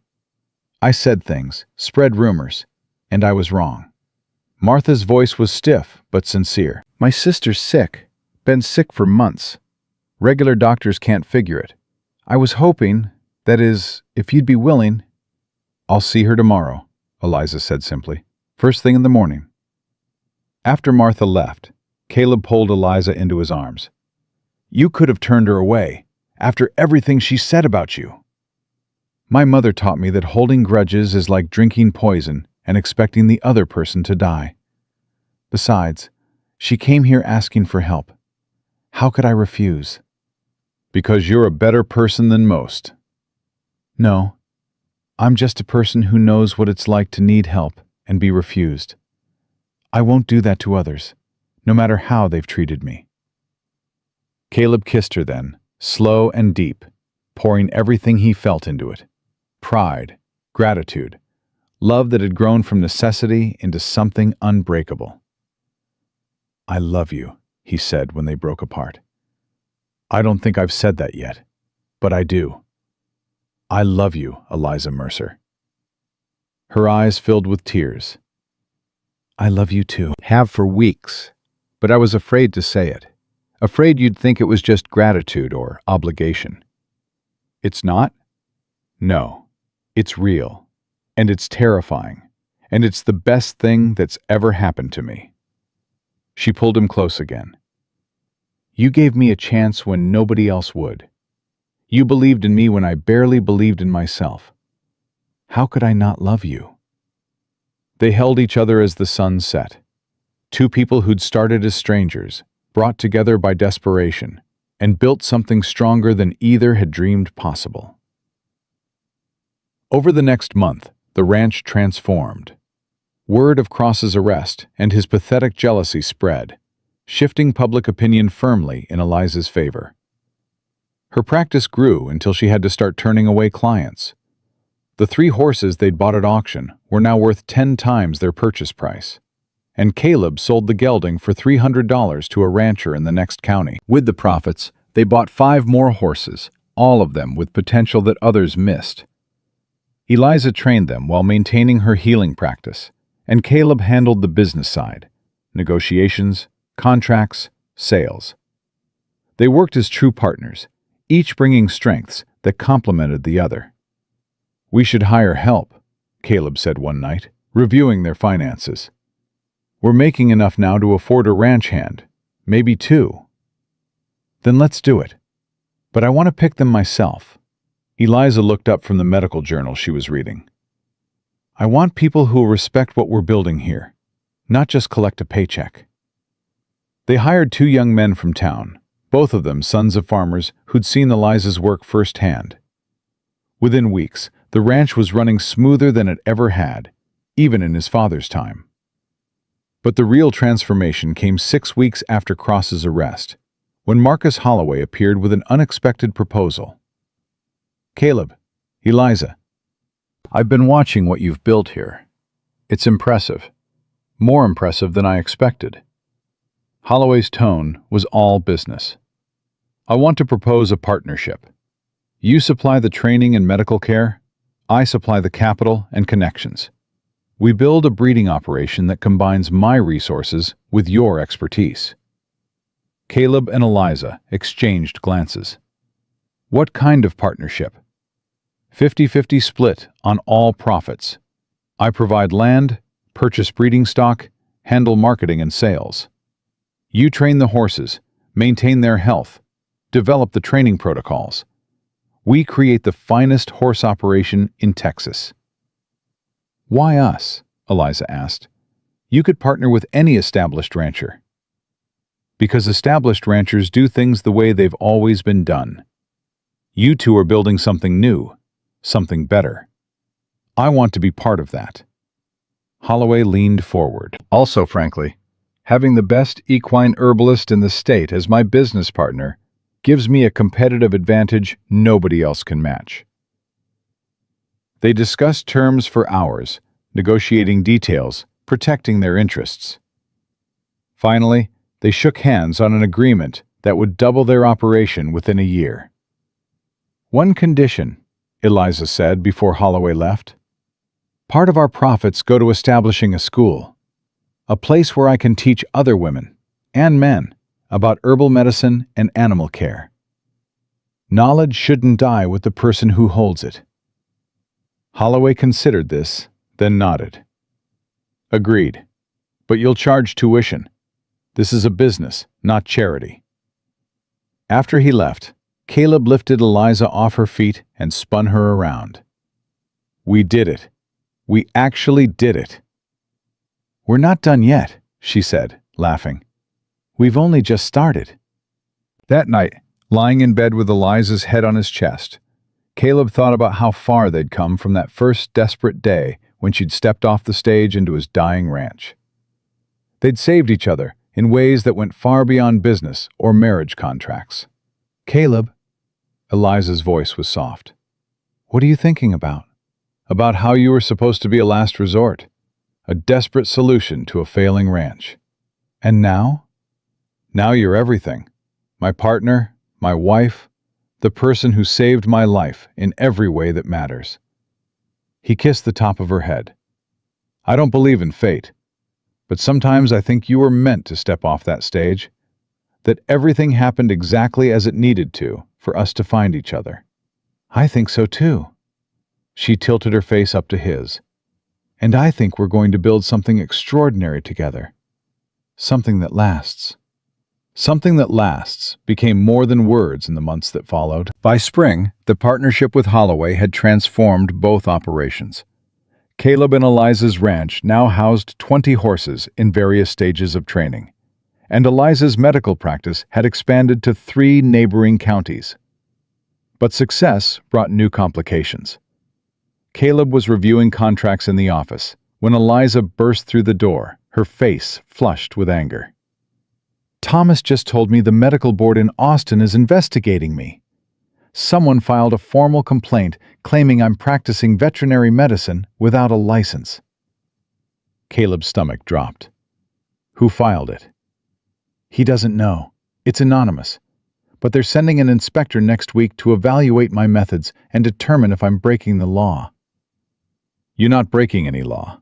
You're an herbalist, not a veterinarian." Try explaining that distinction to bureaucrats who think anything medical requires a degree and a license. Eliza paced the small room. "If they shut me down, we lose half our income. The retainer contracts, the private clients, all of it, gone. Then we fight it. We show them documentation, testimonials, success rates." "Caleb, these people don't care about success rates. They care about credentials I don't have and can't get." Her voice cracked. "Maybe this was always going to happen. Maybe a woman without formal training was never going to be allowed to succeed." He crossed to her, gripped her shoulders. "No, you're not giving up because some coward filed an anonymous complaint. We prove your value. We prove your knowledge is legitimate. And we make them understand the difference between practicing medicine and practicing healing." "How?" "We get testimonials from every person you've helped. We document every treatment, every outcome. We bring in Holloway, Robert Chen, every rancher who's contracted with you. We make it impossible for them to ignore the evidence." Eliza nodded slowly, fear giving way to determination. "And if that's not enough, then we get a lawyer and we fight them in court. But it won't come to that. Truth has to count for something." Over the next 5 days, they worked frantically. Caleb rode to every ranch, every farm, collecting written statements. Eliza compiled detailed records of treatments and outcomes. Thomas provided documentation of the herbs and methods used, proving nothing illegal or dangerous was involved. The inspector arrived on a Tuesday morning, a severe woman named Patricia Caldwell with a clipboard, and an expression that suggested she'd already decided Eliza was guilty. "Mrs. Mercer, I'm here to evaluate your operation and determine if you're in violation of state veterinary regulations." "I'm happy to show you everything," Eliza said calmly. "My treatment records, my methods, my facilities." Caldwell spent 3 hours examining every detail, asking pointed questions, taking copious notes. Caleb watched her face remain impassive as Eliza explained her training, her philosophy, her success rate. "And you claim to have cured water hemlock poisoning?" Caldwell's tone was skeptical. "A condition that's nearly always fatal?" "I don't claim it. I did it, multiple times. The horses are alive, healthy, and performing well. Mr. Holloway can verify." "Mr. Holloway is a rancher, not a medical professional. His opinion has no bearing on whether you violated the law." "Then let me show you my methods." Eliza pulled out her detailed protocols. "Every step is documented. Every herb used has a clear purpose backed by centuries of traditional use. I'm not inventing treatments. I'm applying knowledge that existed long before modern veterinary medicine." Caldwell reviewed the documents, her expression unchanged. Finally, she closed her notebook. "Mrs. Mercer, I'll submit my report to the medical board within 2 weeks. They'll make the final determination." "What will you recommend?" "That's not information I can share at this time." Caldwell stood. "You'll receive their decision in writing." After she left, Eliza collapsed into a chair. "She's going to recommend they shut me down. I could see it in her eyes." "You don't know that." "Yes, I do. She looked at me the same way people looked at my mother, like knowledge without formal approval is somehow dangerous." Eliza's hands trembled. "We need to prepare for the worst. Figure out how to survive if I can't practice anymore." That night, they lay awake, planning contingencies neither wanted to face. But the next morning brought an unexpected visitor, Reverend Davies, accompanied by a stranger in an expensive suit. "Caleb, Eliza, this is Jonathan Pierce from the state legislature. He asked me to introduce him." Pierce shook their hands warmly. "Mrs. Mercer, I've been hearing remarkable things about your work. "I wanted to meet you in person before the medical board makes their decision." Eliza's guard went up immediately. "Are you here to evaluate me too?" "No, ma'am. I'm here because my daughter is a licensed physician in Austin, and she's been following your case with great interest." Pierce pulled a letter from his pocket. "She asked me to deliver this to you personally."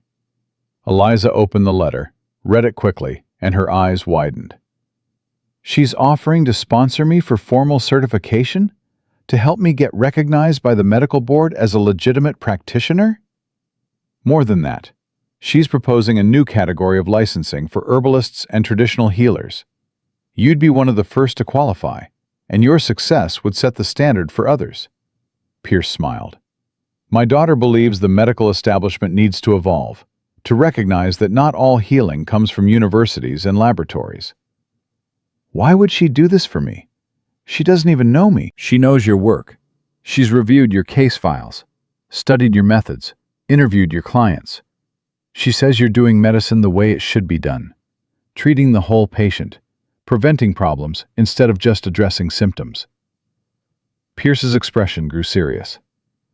"But she needs your cooperation. You'd have to submit to formal testing, prove your knowledge meets certain standards, agree to ongoing education and oversight." Caleb saw hope and fear war in Eliza's face. "What if I fail the testing?" "Then you'd have to study and try again. But my daughter doesn't think that's likely. She says your protocols are more thorough than most licensed veterinarians she knows." Eliza looked at Caleb, seeking guidance. He took her hand. "It's your decision. But I think this could change everything, not just for you, but for every woman who wants to practice healing arts." "I'll do it," Eliza said, her voice strengthening with each word. "I'll take the tests, meet the standards, whatever it takes. Not just for me, but for my mother's memory. She deserved recognition too." Pierce's smile widened. I was hoping you'd say that. The testing begins next month in Austin. You'll need to be there for 2 weeks. After Pierce left, Eliza paced the kitchen with nervous energy. 2 weeks in Austin. 2 weeks of testing. What if I'm not ready? What if... You're ready. You've been ready your whole life. Caleb caught her mid-pace, held her still. This is what you were meant to do. Not just heal, but prove that healing doesn't belong exclusively to men with degrees. It's terrifying. Good things usually are. The next month passed in a blur of preparation. Eliza studied every medical text she could find, reviewing anatomy, pharmacology, diagnostic techniques. Thomas helped her understand how to translate her intuitive knowledge into formal medical language. Holloway provided case studies, documenting her success rates. When the time came to leave for Austin, Caleb insisted on accompanying her. You're not facing this alone. The testing was brutal. 3 days of written examinations covering everything from basic biology to complex diagnostic protocols. 2 days of practical demonstrations where Eliza had to diagnose and treat animals under observation. 2 days of oral questioning by a panel of physicians and veterinarians who challenged every answer, every method, every assumption. Caleb watched from the gallery as Eliza held her ground, answering questions with confidence that came from genuine knowledge. When they asked her to defend using herbs instead of modern pharmaceuticals, she didn't apologize or equivocate. Pharmaceuticals have their place, but they're not always the answer. Many modern medicines are derived from plants anyway. We've just lost touch with the source. My methods work with the body's natural healing processes instead of forcing artificial interventions. The results speak for themselves. And if a patient needs something you can't provide with herbs, then I refer them to someone who can. I'm not trying to replace modern medicine. I'm trying to complement it, to offer options that are often safer, cheaper, and more effective for certain conditions. One examiner, an older physician with kind eyes, leaned forward. Mrs. Mercer, what do you say to people who claim your methods are unscientific? I say, show me the science that proves them wrong. Traditional medicine has been tested through centuries of use. If something didn't work, people stopped using it. What survived is what worked. That's empirical evidence spanning generations. Modern science should study these methods, not dismiss them. The examination concluded on a Friday afternoon. The results would be delivered the following Monday. Caleb and Eliza spent the weekend in Austin, trying to distract themselves from the waiting. What if I failed? Eliza asked on Sunday night. Then we go home and keep doing what we've been doing. The medical board can't stop you from being excellent, only from being officially recognized for it. That might be enough to destroy everything we've built. No, Caleb pulled her close. What we've built is stronger than any bureaucratic decision. We have contracts, clients, a partnership with Holloway. We have proof of what you can do. No inspector or medical board can erase that. Monday morning, they sat in an office at the State Medical Building, waiting for Dr. Sarah Pierce, the legislator's daughter, and the woman who'd championed Eliza's case. Dr. Pierce entered with a folder, her expression professionally neutral. Mrs. Mercer, thank you for your patience during this process. Did I pass? You didn't just pass. You scored in the top 5% of all practitioners tested in the last decade, licensed or otherwise. Dr. Pierce opened the folder. Your written examinations were flawless. Your practical demonstrations exceeded expectations. The panel was unanimous in their recommendation. Eliza's hand found Caleb's, gripping tight. Recommendation for what? For certification as a licensed herbalist and traditional healer. A new category we're establishing specifically for practitioners like you. You'll be the first to hold this designation in the state of Texas. Dr. Pierce smiled. Congratulations, Mrs. Mercer. You just made history." Eliza's eyes filled with tears. "I don't know what to say." "Say you'll help us establish standards for others. Say you'll teach what you know. Train the next generation. We need people like you to legitimize traditional healing practices before they're lost entirely." "The school," Eliza breathed. "I wanted to start a school anyway. This could be it. A place to train and certify others the way you just certified me."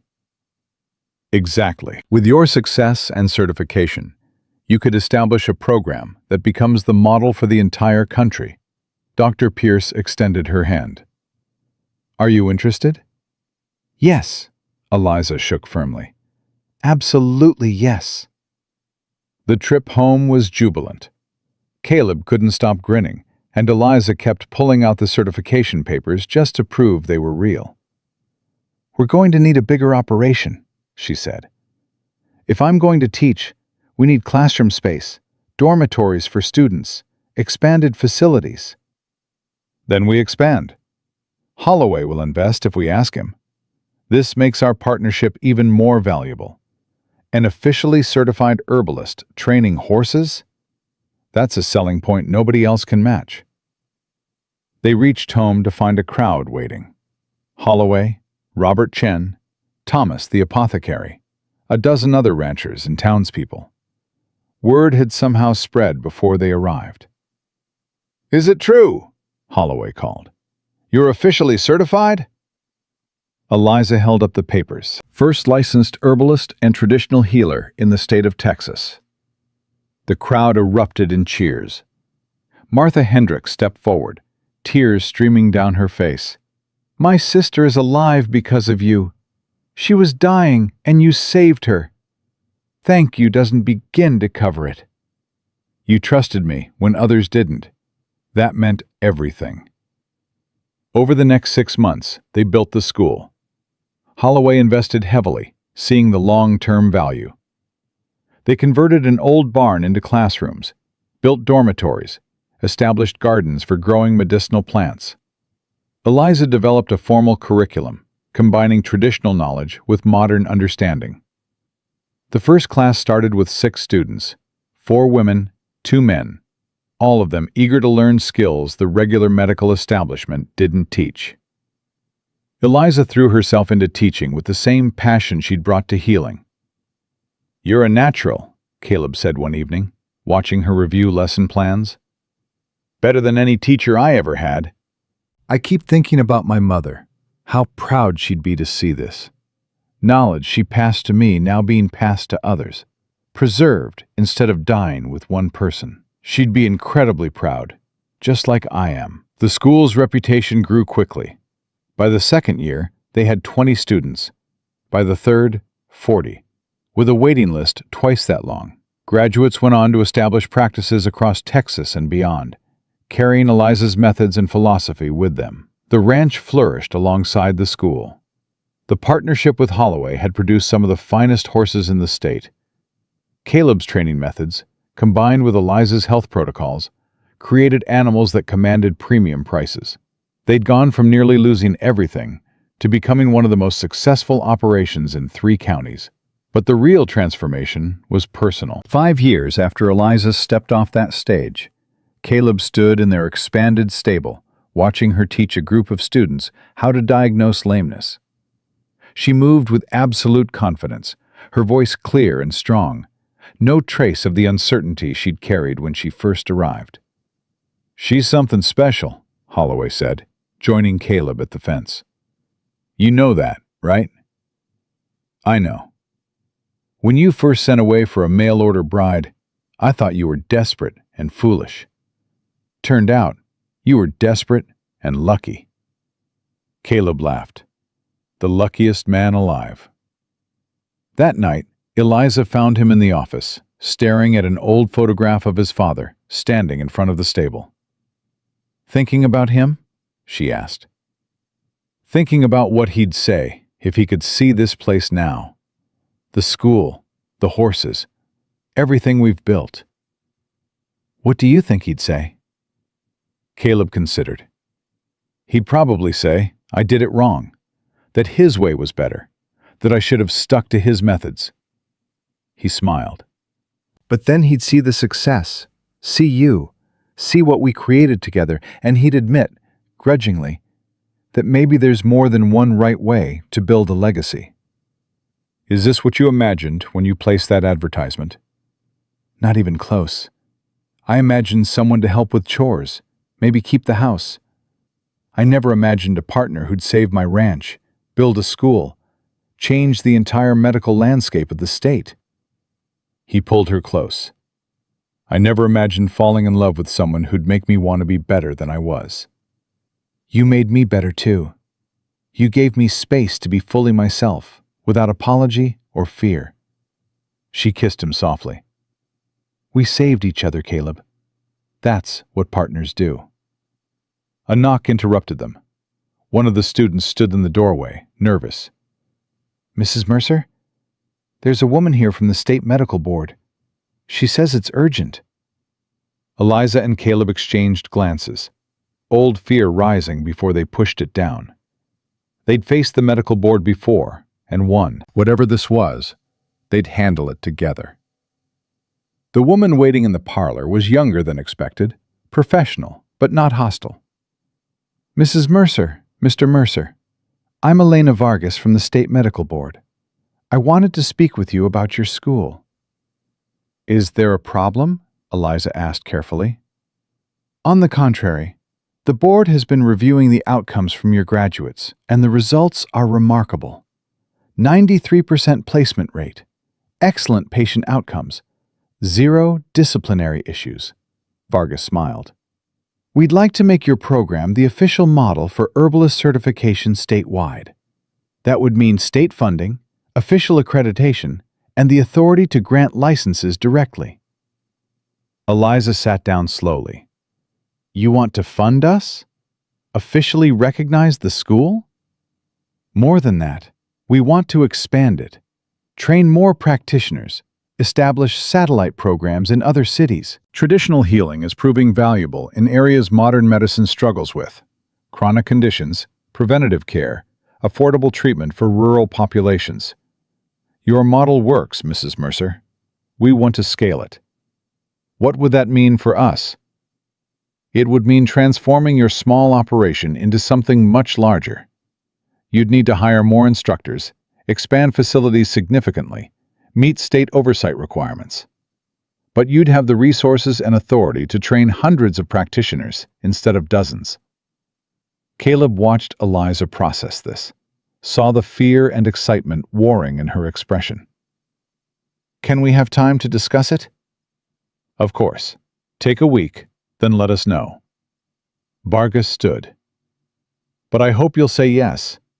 What you've built here is too important to stay small. After she left, Eliza turned to Caleb. This is enormous, life-changing. But it would mean giving up control, answering to bureaucrats, dealing with politics and regulations. It would also mean helping hundreds more people, preserving traditional knowledge on a scale you never imagined possible. He took her hands. What does your gut tell you? My gut says my mother would never forgive me if I turned this down. That this is exactly why she taught me everything she knew, so I could pass it on, keep it alive, make it matter. Then we do it. We take the funding, expand the school, and we keep fighting to make traditional healing respected and accessible. Eliza nodded. Decision made. We do it together, partners, like we've always been. The expansion happened faster than expected. Within a year, the school had tripled in size. Within 2, they'd established programs in 4 other cities. Eliza traveled constantly, teaching, supervising, ensuring standards stayed high. Caleb managed the ranch and coordinated with Holloway, their partnership producing horses that won awards across the state. 10 years after Eliza stepped off that stage, they stood together at the dedication of the newly expanded school. Over 100 students filled the courtyard, representing the future of traditional healing. State officials, Medical professionals and graduates from earlier classes had all come to celebrate. "Mrs. Mercer?" A young woman approached, nervous but determined. "I just wanted to thank you. I came from Pennsylvania to study here. In my town, women who knew about herbs were called witches, just like they were in yours. But because of you, I'm going home with an official license, recognized expertise, and the confidence to practice openly. You changed my life." Eliza hugged her, tears streaming. "You changed your own life. I just opened a door. You walked through it." As the dedication ceremony concluded, Caleb and Eliza stood at the edge of the crowd, watching students celebrate their graduations, their futures, their legitimized knowledge. "Did we do it?" Eliza asked quietly. "Did we build something that lasts?" Caleb looked at the school, the ranch beyond it, the students who would carry Eliza's teachings across the country.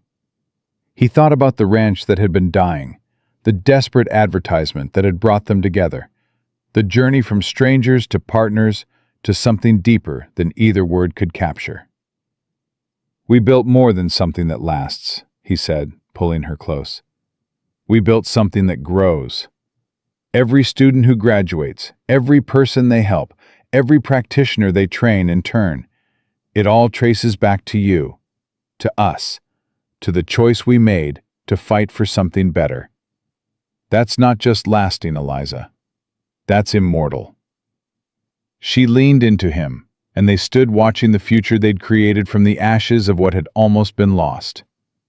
The mail-order bride who'd arrived with one bag and desperate hope had transformed not just a dying ranch, but an entire approach to healing. The desperate rancher who'd sent that advertisement had found not just a wife, but a partner who'd shown him that the strongest foundations are built together, that the greatest legacies come from lifting others up, and that love, real, earned, tested love, could create miracles no single person could achieve alone. This cowboy's ranch had been dying until his mail-order bride worked her magic. And that magic wasn't found in herbs or remedies or mysterious powers. It was found in knowledge shared, trust earned, and two people choosing each other every single day, building a future that would outlive them both and change countless lives for generations to come.